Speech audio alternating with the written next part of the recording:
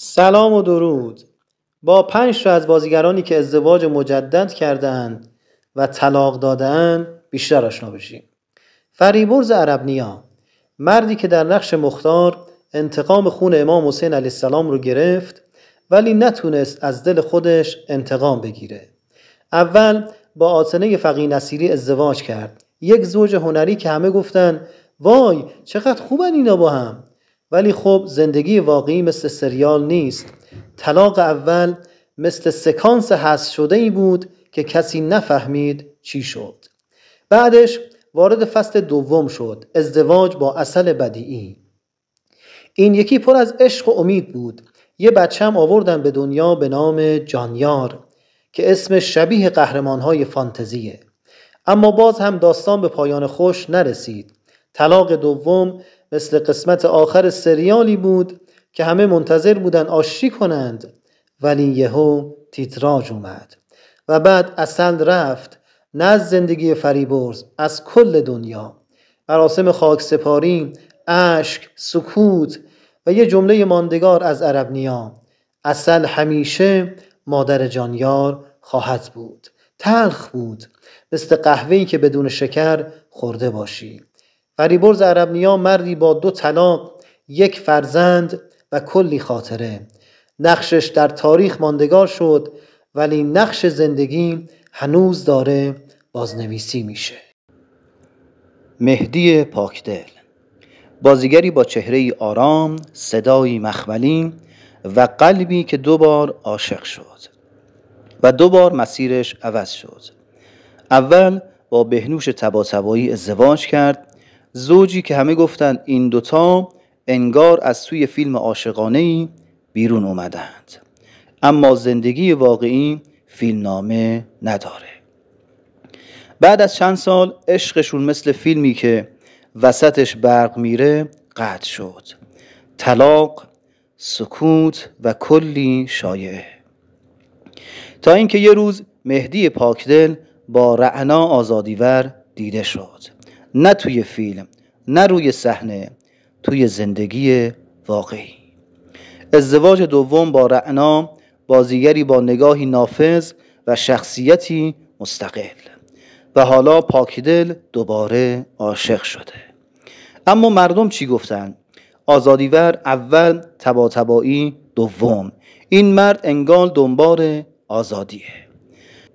طنز تلخ ماجرا اینه که هر 2 همسرش بازیگر بودند، هر 2 زیبا، با استعداد و هر 2 جدا از او. مهدی پاکدل مردی که در قاب دوربین همیشه محکم بود ولی در قاب زندگی دنبال قاب مناسب میگشت. 2 ازدواج، 1 طلاق و 1 عشق تازه. و هنوز هم توی دل خیلی‌ها سوال مونده: آیا این بار آخرشه یا فقط فصل دوم یه سریال عاشقانه است؟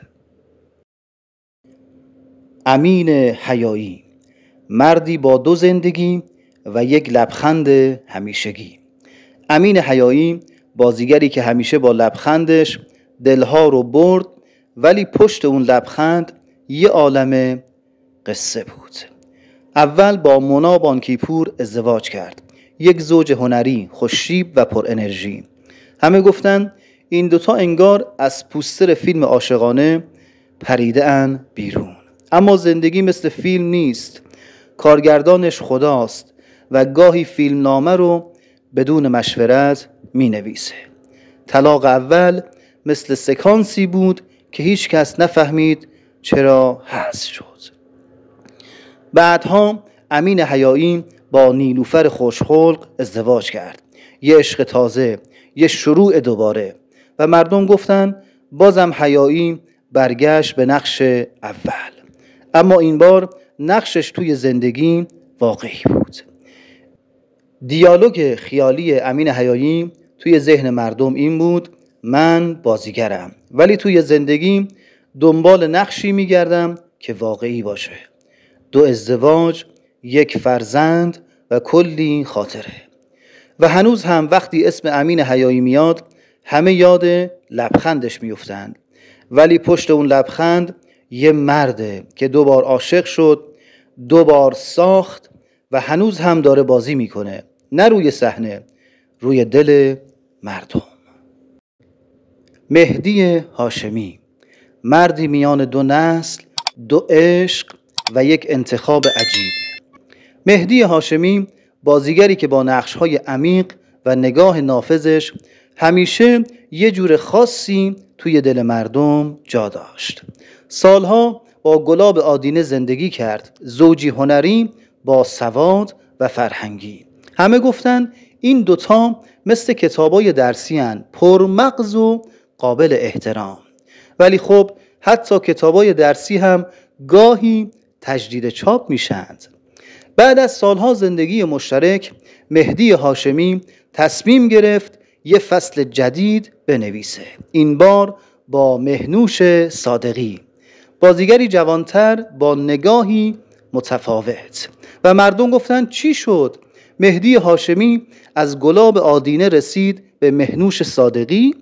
بعضیا گفتن عشق سن نمیشناسه، بعضیا گفتن وسط بحران میانسالی گیر کرده و بعضیا فقط گفتن اینم از استاد اخلاق سینما رفت سراغ نسل بعد. اما خودش چی گفت؟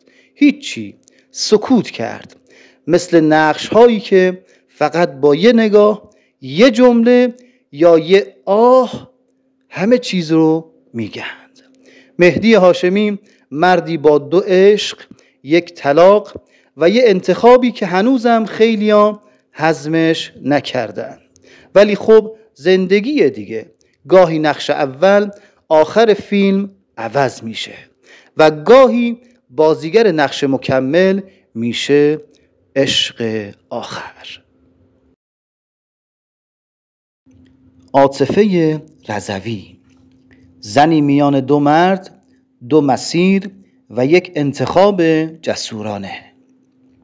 عاطفه رضوی بازیگری با چهره‌ای آرام، صدایی محکم و نگاهی که انگار همیشه یه چیز رو میدونه که بقیه نمیدونند. اول با مهرداد شکرابی ازدواج کرد، یه زوج هنری با کلاس و بی‌حاشیه.